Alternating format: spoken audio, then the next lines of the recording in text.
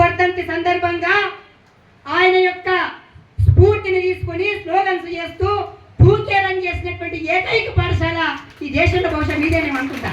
చూడాలి, సోషల్ మీడియాలో వెతకాలి, ఎక్కడైనా చేస్తారేమో.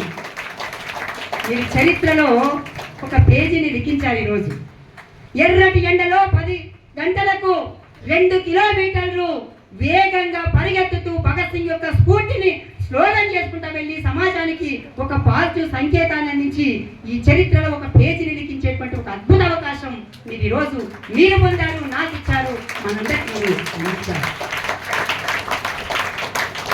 దానికి చాలా విషయాలు రాసుకుంటాం. ఎక్కడైనా మీటింగ్కి వెళ్తే చాలా అద్భుతంగా మాట్లాడమని వెళ్తాం, ఉత్సాహంగా వెళ్తాం. కానీ అదేంటో కానీ లిటిల్ స్టార్ స్కూల్స్కి వస్తే ఒక రకమైన ఇన్ఫియారిటీ వస్తుంది, ఒక రకమైన భయం వస్తుంది, మాట్లాడాల్సిన అంశాలన్నీ కూడా తెరమరుగైతాయి. కారణం ఏమిటంటే అద్భుతమైనటువంటి ఉపాధ్యాయులు ఇక్కడ ఉండడం, డైనమిక్ కరెస్పాండెంట్ ఇక్కడ ఉండడం, వాళ్ళని నడిపేటువంటి ప్రిన్సిపల్ ఇక్కడ ఉండడం. ఏ అంశాన్ని తీసుకున్నా అది సామాజిక కోణమా, ఆర్థిక కోణమా, రాజకీయ కోణమా, విద్యా కోణమా, ఏదైనా తీసుకోండి, అనర్గళంగా విద్యార్థుల గుండెల్లోకి డైరెక్ట్ గా చొప్పించగల శక్తివంతమైన కరెస్పాండెంట్ ఆంజనేయ గారు ఇక్కడ ఉండడు. కాబట్టి మాట్లాడే అంశాలు చాలా వరకు తగ్గుతాయి. ఖయాన కళాకారుడు, గొప్ప కళాకారుడు, గొప్ప స్పీకర్, అద్భుతమైనటువంటి సాంస్కృతిక నేపథ్యం ఉన్నటువంటి వ్యక్తి, కింది నుంచి కష్టపడిచినటువంటి యాజమాన్యం ఉండడం అనేటువంటిది నిజంగా మీ అదృష్టం.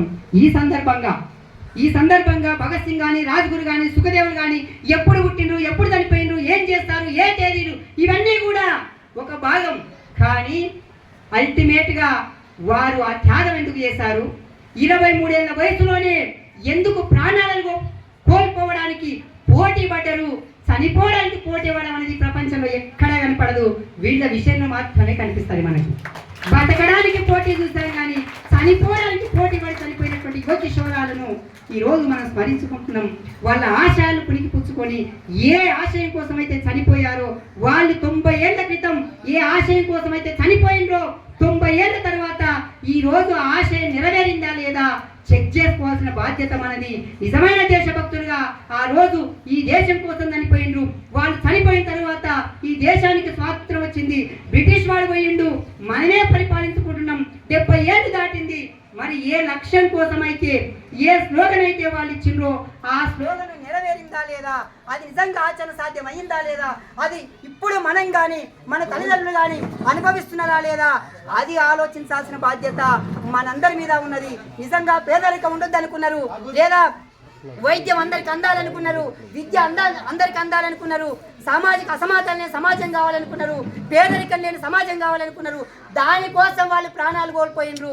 మరి అది ఈ రోజుకైనా వచ్చిందా లేదా, ఒకవేళ రాకపోతే, ఇప్పటికీ అందరికీ వైద్యం లేకపోతే, ఇప్పటికీ అందరికీ చదువు లేకపోతే, ఇప్పటికీ దేశంలో కోట్లాది మంది ప్రజలు పేదరికంలో ఉంటే, ఇప్పటికీ కోట్లాది మంది పిల్లలు పనులలో పంట పొలాలలో పనిచేసుకుంటూ పాఠశాలకు రాకపోతే వాళ్ళ త్యాగం ఎక్కడో వృధా అయింది, వాళ్ళ త్యాగం ఎక్కడో కించపరచబడింది, వాళ్ళ త్యాగం ఎక్కడో విస్మరించబడింది, ఏదో ప్రమాదం ఉందనే విషయాన్ని విద్యార్థులుగా రాబోయే రోజులలో ఈ దేశ నిర్మాతలుగా మీరే ఆలోచించాలి.